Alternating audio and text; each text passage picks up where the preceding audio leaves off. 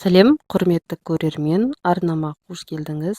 Дәл қазір сізге арнап «Бақыттың бағасын біл» атты оқиғаны оқып беретін боламын.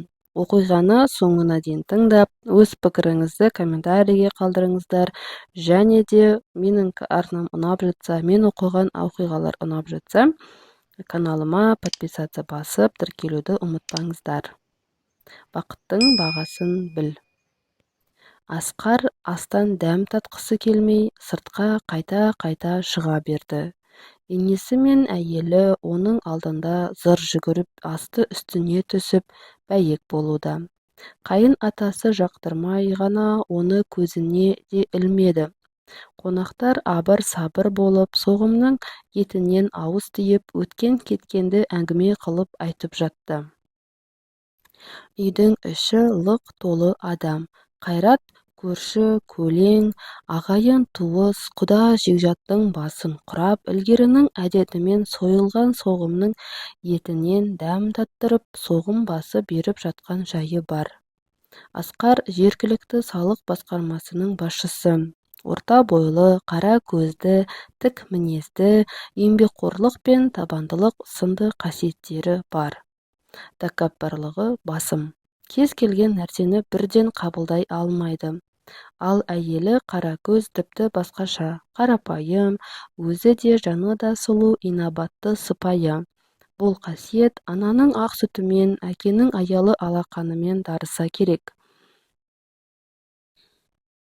Мектеп қабырғасынан қызыққа батқан күндерін Асқар екеуі бірге өткізген. Мектептен түлеп жастардың өмірі бір арнаға тоғысқан. Бір институтта білім алған қос ғашық бүгінде отбасын құрып, ұл мен қыздың ата-анасы атанған. Қайрат Асқардың тәкаппарлық мінезін ұнатпаса да, қызының бақыты үшін бәріне де көз жұмған. Асқар ата-енесінің ескі үйін өзінше менсінбей, таза болса да қасық пен шанышқаны сүртіп отырады. Тамақты таңдап жеді. Басында Қаракөз ренжіп, бұлқан-талқан болатын еді. Өзгеріс болмағаннан соң ақыры осы әдетіне көнігіп кеткен. Қаракөз үй шаруасындағы әйел, бар істі тыңғылықты тиянақты жасап, өз үйінің берекесі бола білген әйел. Шаршадым деген бір сөзін естіпейсіз. Асқардың да салық басқармасының басшысы болуының бірден-бір себепкері Қаракөз. Оның шынайы тілегі, көңілі, қонақжайлығы басшылық қызметке өсуіне әсер еткен.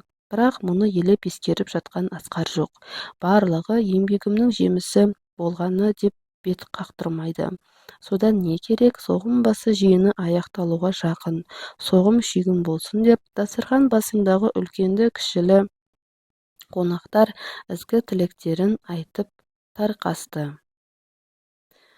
Асқар күйеубала болып, даладағы тірлікке араласқан емес. Қарны ашқан Асқар Қаракөзді асықтырып, үйге қайтайық деп қоймады. Асқардың ығынан шыға алмаған Қаракөз күйеуінің соңынан кете барды. Ата-анасы қызы көніккеннен кейін аузын ашпастан шығарып салды. Қаракөз үйіне келе салып, дәмді асын әзірлеп Асқардың алдына қойды. Асқар болса, тамақты іше салысымен кездесуім бар деп кетіп қалды. Қаракөз жұмыс басты болып кеткен жолдасының кез келген уақытта жұмыс шығып қалатынын білгеннен соң үндемей ғана сәттілік тілеп шығарып салды. Ауылда тыныштық. Бұл ауыл қаладан 30 шақырым жерде орналасқан. Аудан орталығы болған Адырна ауылы. Ымырт жабылған кез.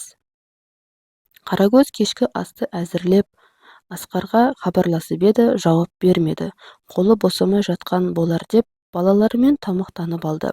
Арада бір шама уақыт өтті. Асқар әлі келмеді.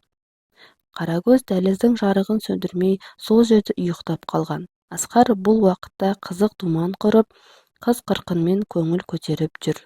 Іскерлік кездесуге келген Асқар қалада достарымен кездесті. Достары жақсылап бір көңілді көтерейік бүгін деп жас қыздармен сауық кешін ұйымдастырған.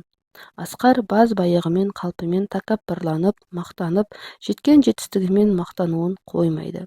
Қылмыңдаған бір аруды құшағына басты. Есін білсе де, үйінің берекесі болған әйелін ұмытқандай. Жас сұлудың әдемілігі, хош иісі оны елітіп барады. Басы айналып қалғандай, құмарлана аймаласқан екеуі жалдамалы пәтерде 1-2 сағат уақыттарын өткізді. Танысып үлгермей, тек телефон нөмірімен алмасқан екеуі түн ортасында екі жаққа кетті. Асқар жуынып, дымын білдірместен үйіне келді. Шаршаңға кейіп танытып, кездесуде біраз мәселе қаралды, тіпті жуынуға мұршам болмай тұрғаны деп бөлмеге кіріп кетті. Қаракөз жолдасын аяп, үстіне көрпесін жауып, жанына жата кетті. Келесі күні әдеттегідей жұмысқа киім шығарып салған Қаракөз қалаға құрбысының үйіне келді. Көптен бері көріспеген құрбылардың әңгімесі таусылар емес. Шәй үстінде құрбысы Саяжан қайын сіңлісі Аягөзбен таныстырды.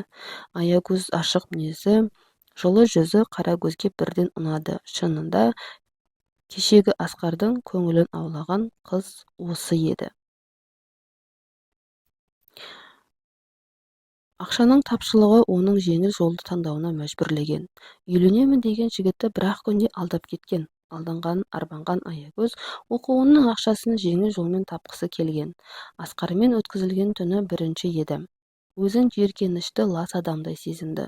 Амал нешік, осы әрекетте кейін адал жолмен ақша табамын деп шешкен. Оның бұл сырын құрбысынан басқа тірі жан білмейтін еді. Қарагөз сол жерде жеңгетай болып, сізде қыз бар, бізде жігіт бар дегендей, менің жақсы қайын інім бар, табысты жігіт, таныстырсақ қайтеді, деп құрбысына қарады. Саяжан, жақсы жігіт болса таныстырайық, мен өзім Аягөзбен сөйлесемін, екеуміз құдаша болайық, бұйыртса деп бірден келісті. Бір-біріне сырын айтып, көңілдері жайланған құрбылар бір-бірін сағынып қалыпты. Түс ауа бастаған кезде Қарагөз үйіне қайтуға дайындалды. Ал құрбым, шайыңа рахмет, ауылға қайтайын. Асекең келгенге дейін кешкі асты әзірлейін. Ауылға келіп, қонақ болып кетсеңші, деп Саяжанмен қоштасқан Қарагөз үйіне қайтты. Асқар кешегі сауық кешіндегі жас қыздың аңсап тұрғандай. Дереу мұжылған қағазды төс қалтасынан шығарып, Аягөзге хабарласты. Алло, сұлу қыз, қалың қалай? Деді Асқар. Кім бұл? Деді Аягөз тұтқаны көтерген бойда. Кешегі түнді ұмытып қалғансың ба? Деп Асқар бірден есіне салды. Неге хабарласып тұрсыз? Деді ашулы дауысымен Аягөз. Ұмытқандай болмашы, бүгін кешке кездесуге қалай қарайсың? Деді Асқар. Болды, кешегі күн өтіп кеткен, мені мазалай бермеңіз деп. Бұл жауаптан кейін Асқарға Аягөз одан ары қызық бола түскендей. Қалай да болса табамын сені, терезеге қарап күлімсіреді. Достарынан Аягөз туралы барлық ақпаратты біліп алды. Кешке үйіне емес, Аягөзді көруге асық болып барады. Қарагөзге хабарласып, жұмыстан кеш қайтатынын айтып хабарласты. Қарагөз болса, отағасының амандығын тілеп, кешкі асты балаларымен ішіп алды. Асқар Аягөзді үйінің алдында шоқ гүлдерімен күтіп алды. Аягөз қанша қарсыласса да, ақыры мейрамханаға баруға көндірді. Кешкі астың үстінде Асқар ұнатып қалғандығын, сезімінің шынайы екендігін айтып, Аягөзге сақина тарту етті.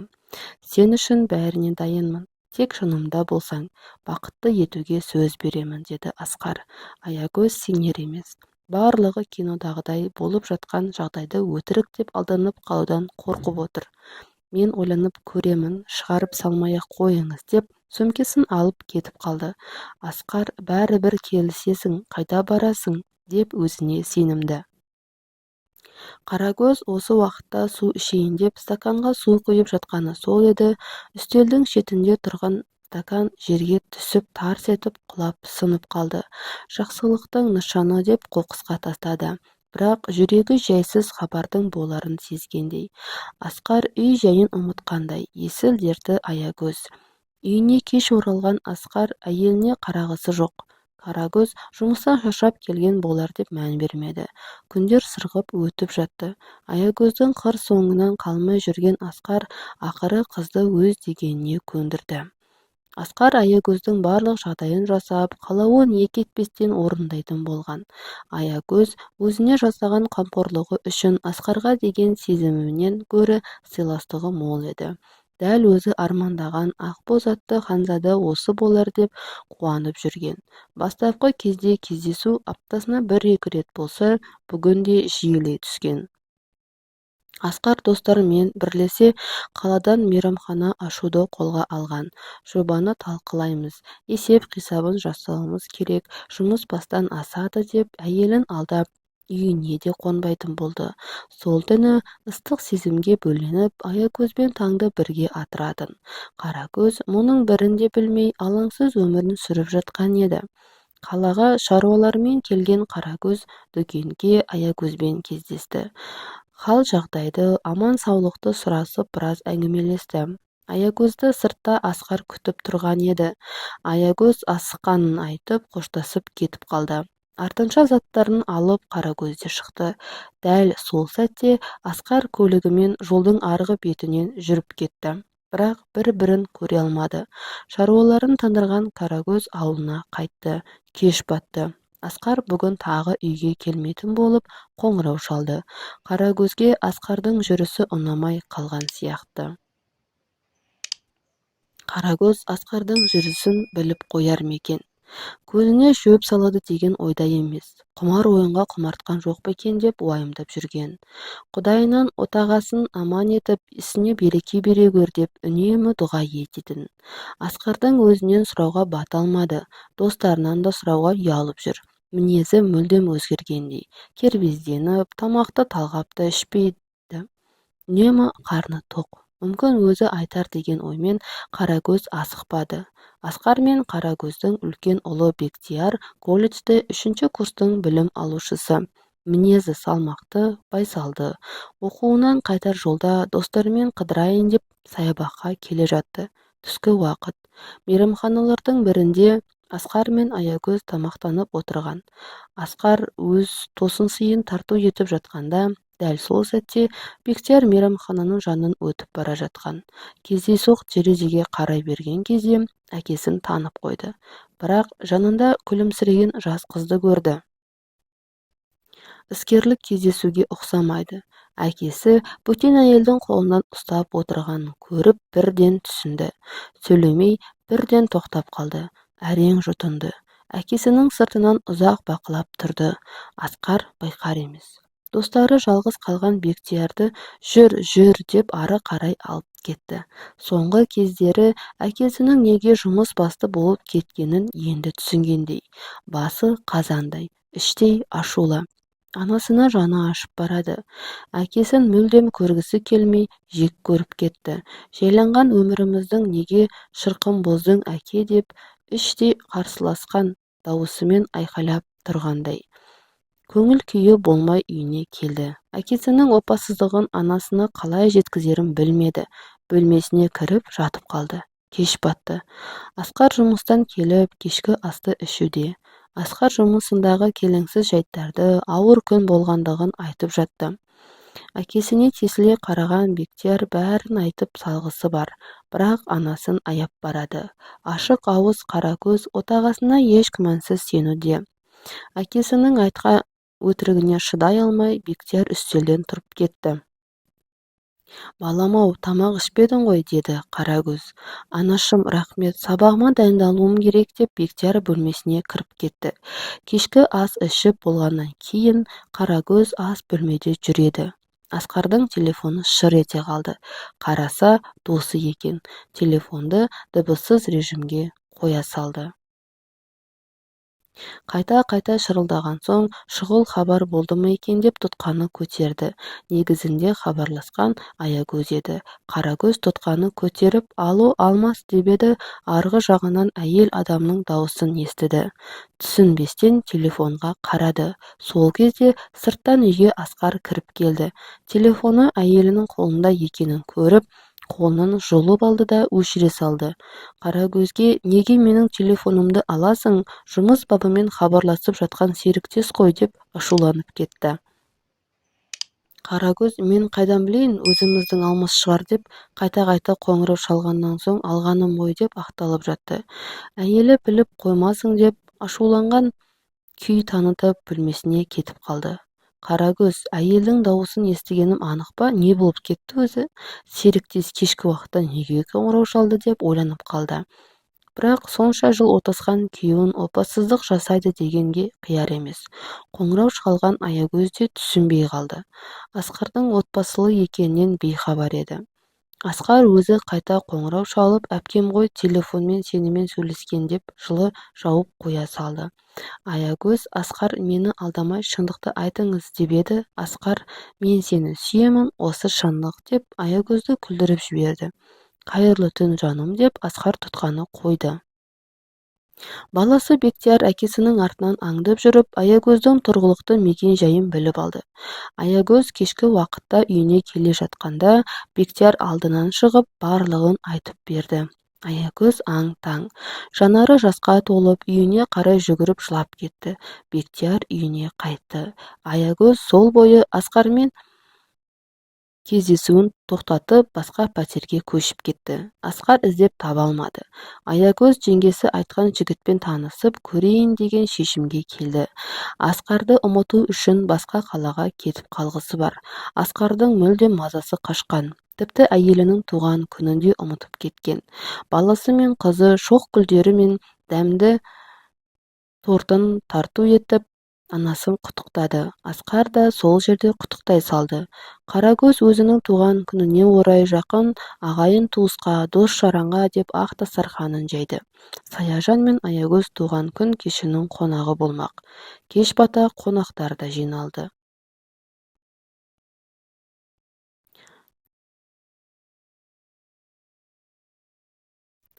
Асқар жұмысынан шығып үйіне келді. Қонақтарды күтіп алып жайғастырып жүр. Саяжан мен Аягөз үйге кіріп келді. Қарагөз құрбысының алдынан шығып амандасып жатты. Арғы жақтан Асқар да келе қалды. Аягөз артқа қарап киімін іліп жатқан. Саяжанмен амандасқан Асқарды Аягөзбен таныстырды. Аягөз екеуі бір-біріне ұзақ қарады. Саяжан, ал Асеке келіп қалдық, жырыңыздың туған күні құтты болсын деді. Асқар болса біраз кідіріп, келіңдер, төрлетіңдер, жоғары шығыңдар деп қонақ бөлмеге қарай алып келді. Асқар Аягөздің үйіне неге келгендігін ұғынар емес. Қарагөзден сұрап еді, егжей-тегжейлі баяндап берді. Асқар болса ішінен енді қайтпекпін. Аягөзді інімнен аулақ ұстап жақындатпауым керек. Қане Асқар, ойлан, қандай жоспарым бар деп күбірлеп тұрғаны. Аягөзге жақындап құштарлана сүйіп алғысы-ақ бар, бірақ ол ойдың іске асуы екі талай. Аягөздің екі беті алмадай. Асқарды танымағандай сыңай танытып, оны көзіне де ілмеді. Қарагөз қайын інісін шақырып алып, оңашада Аягөзбен таныстырды. Салмақты жігіт Аягөзді бірден ұнатты. Екеуі қылтимада ұзақ әңгімелесті. Бір сөзін естісе, бір сөзін естімейді. Қазір өзі не болып жатыр Аягөз? Қанша тығылсаң да құтыла алмай қойдым ғой. Аллахым, Асқарды неге қайтадан жолықтырдың деген сынды сұрақтар ойына маза берер емес. Қарагөздің қызы келіп, сіздерді әкем шақырып жатыр, жүріңіздер деді. Екеуі дастарханға жайғасты. Асқар Аягөзден көз алар емес. Інісінен қызғанып барады. Қарагөз пен Саяжан жастардың әңгімесінің жарасқанын көріп, ымдасып қуанып отыр. Кеш қонақтары Қарагөзді туылған күнімен құттықтап, ақ тілектерін жаудырып жатты. Тамаша тілекпен қоса әсем ән де айтылды. Асқар Аягөзбен сөйлесудің ретін табар емес. Жұмысын сылтауратып, інісін жұмсап жіберді. Інісі Аягөзбен қоштаса алмай кетіп қалды. Қонақтар әзілдері жарасып, ортаға шығып, билеп, көтеріңкі көңіл күйде жүр. Әкесі мен Аягөздің ара қатынасы жайлы білетін Бектияр бүгінгі кеште анасының рұқсатымен дос қызының туған күніне кеткен. Ары қарай қалай жарғасар екен? Тыңдаңыздар. Өзін ыңғайсыз сезінген Аягөз аулаға шығып саябақта отырған. Артына ілесіп Асқар да келді.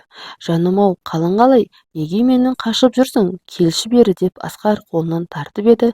Аягөз, тарт қолыңды. Қалай ғана ұйыған отбасыңды тастап кетпексің? Неге басынан отбасылы екеніңді айтпадың? Ұлың бәрін айтып берді. Сені көргім келмейді. Түсінесің бе? Әйелің қандай? Қарашы, қызың бар, ұлың бар. Онда менде нең бар? Әбден бауыр басып, жүрегімнің бір бөлшегіне айналғанда білгенім-ай, сорлы басым, қиындықтан арыла алмай қойдым ғой деп жылап жерге отыра кетті. Асқар, мені ешкім қызықтырмайды, әйелім де, балаларым да, не болса да бірге көреміз. Сен жанымда болсаң болғаны, Аягөз, сен өмірлік махаббатымсың, қазір-ақ ажырасамын, керек десең, той десең той болады, айтқаныңды екі етпеймін.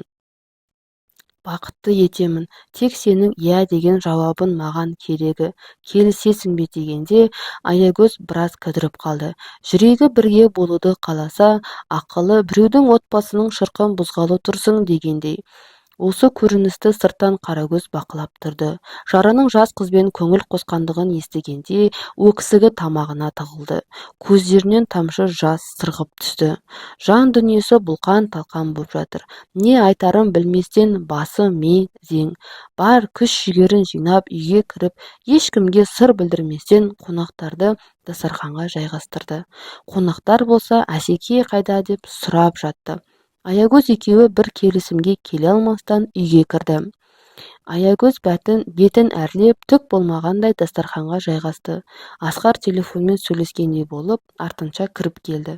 Туған күн әрмен қарай жалғасты. Қарагөздің бетіне қарай алмаған Аягөз өзін жайсыз сезініп отырған. Іші алай-дүлей болған Қарагөз өзін қоярға жер таппай тұрғаны. Асқар жан-жары бола тұра неге қиянат жасағанын түсіне алар емес.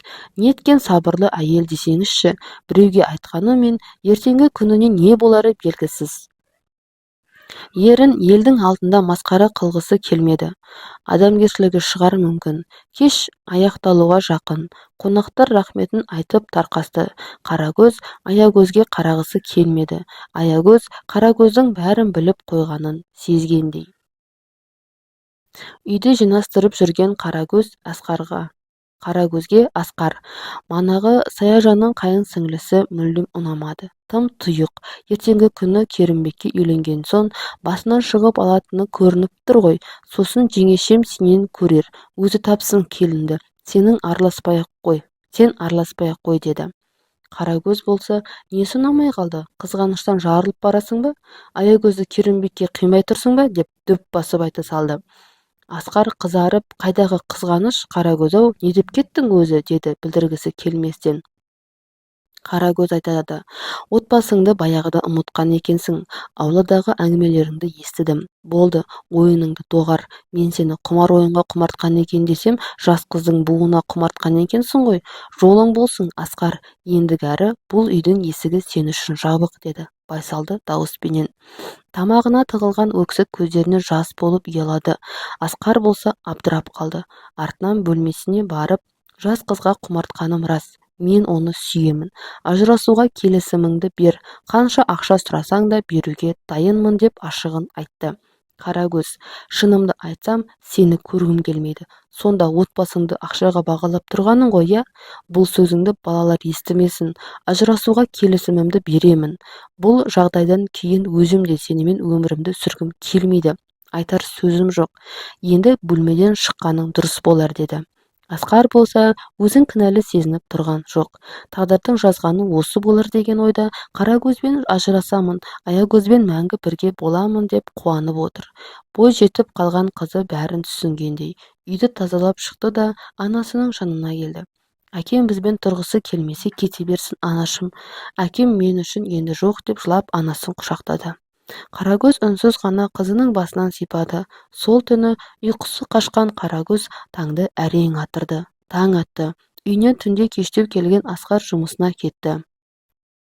Қарагөз үшін өмірдің қызығы қалмағандай, әлемге өкпелі. Ата-анасын тыңдамай, сүйіп қосылған жарының жасаған опасыздығына іші күйіп барады. Кімге айтарын білмеді. Күні бойы төсектен тұрмай жатты. Бір уақытта Саяжан хабарласты. Қарагөз сөйлескісі келмей тұтқаны көтермеді. Әбден қоңырауға жауап бермеген. Саяжан құрбысын уайымдап кетті. Дереу жұмысын тастай сала Қарагөздің үйіне келді. Есікті қызы ашты. Амансыңдар ма? Анаң қайда, үйде ме деп сұрады Саяжан. Үйге кіріп келді. Қарагөздің бөлмесіне келіп төсекте жатқан құрбысын көріп, Қарагөз, ауырып қалғансың ба? Қанша рет қоңырау шалсам да ала алмадым. Барлығы дұрыс па деп жанына отыра кетті.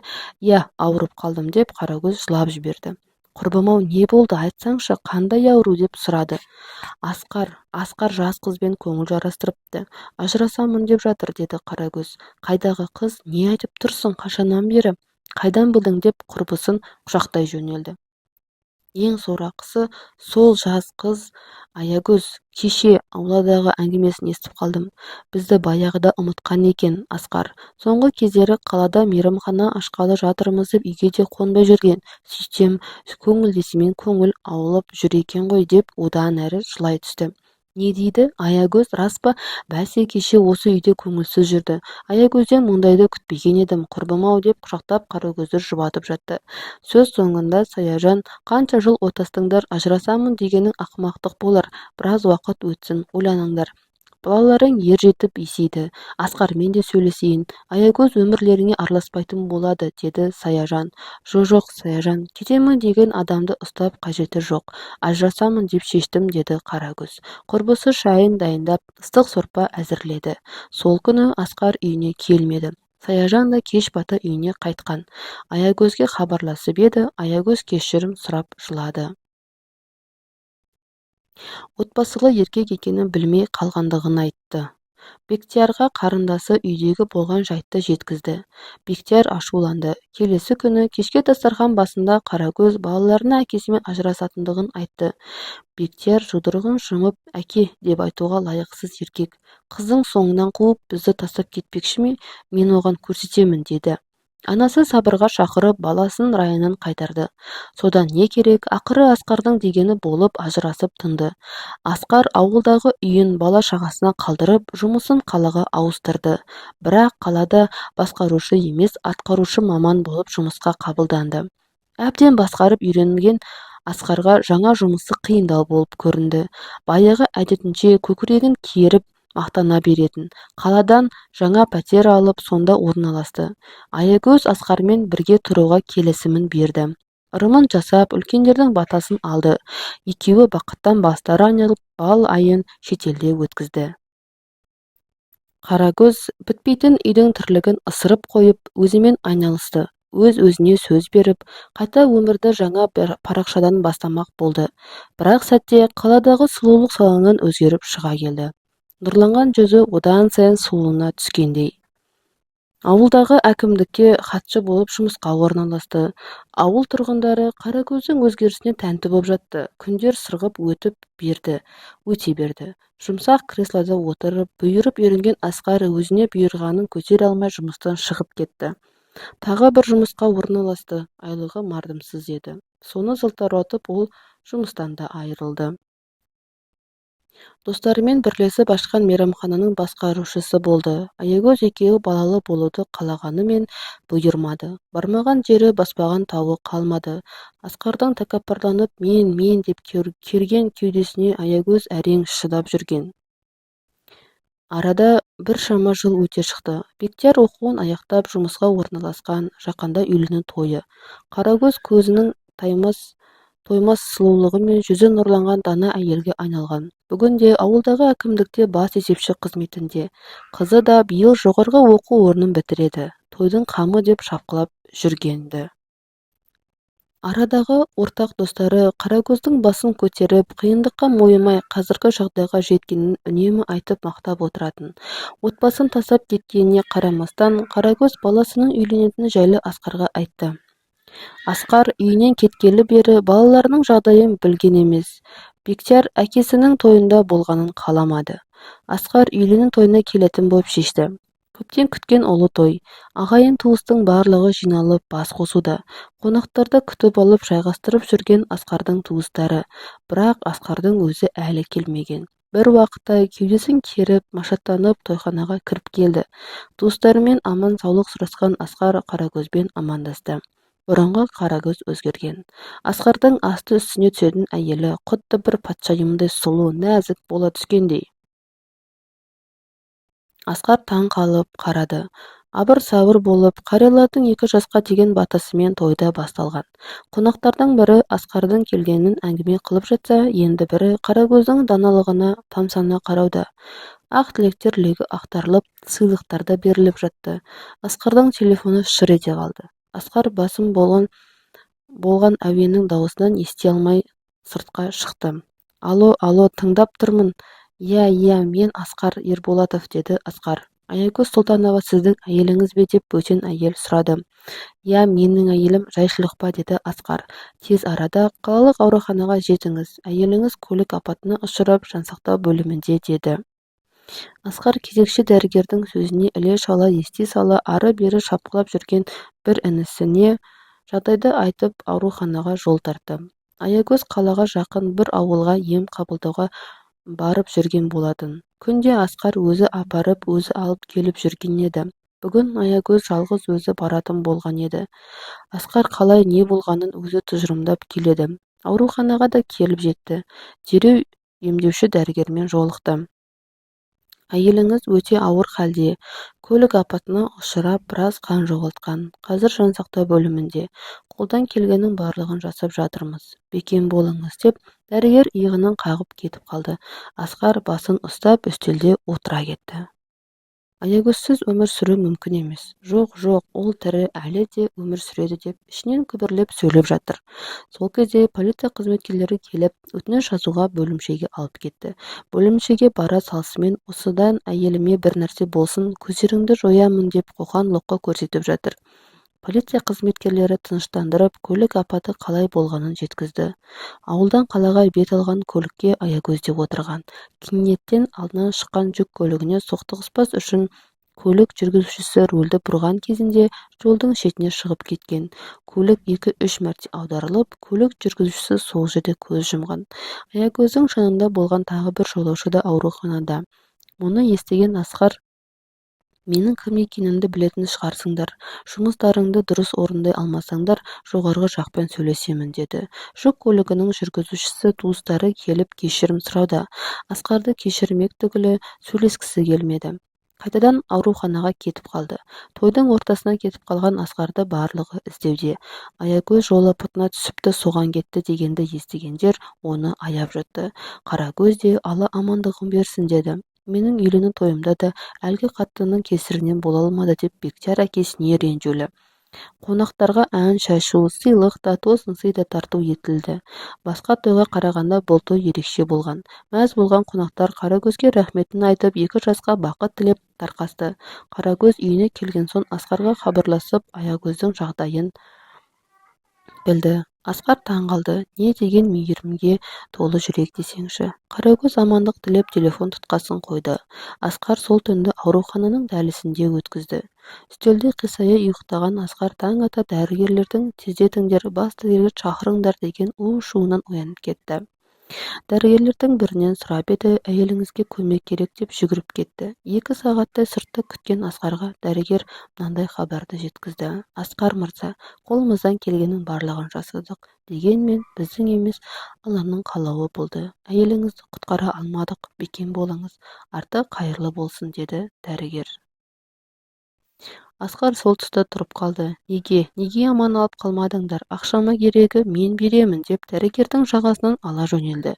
Біраз уақыт өз-өзіне келе алмаған Асқар үйіне келіп, дос-жарандарына қаралы хабарды жеткізді. 2 күннің ішінде Аягөздің жаны жер қойнына тапсырылды. Саяжан да, Аягөздің туыстары да оны ақтық сапарға шығарып салған. Асқар Аягөздің аяқ асты дүниеден өткеніне сене алар емес. Санасы сенсе де жүрегі сенгісі келмейді. Ақыры өзін тежей алмаған Асқар құмар ойынның соңынан еріп бөтелкемен дос болды.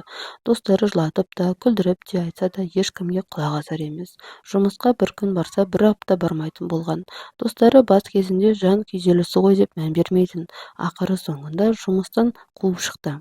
Асқардың күні араққа байланып, құмар ойынның құмырына қанып өтіп жатыр. Қарагөз Асқардың жағдайын достарынан ара-тұра еститін еді.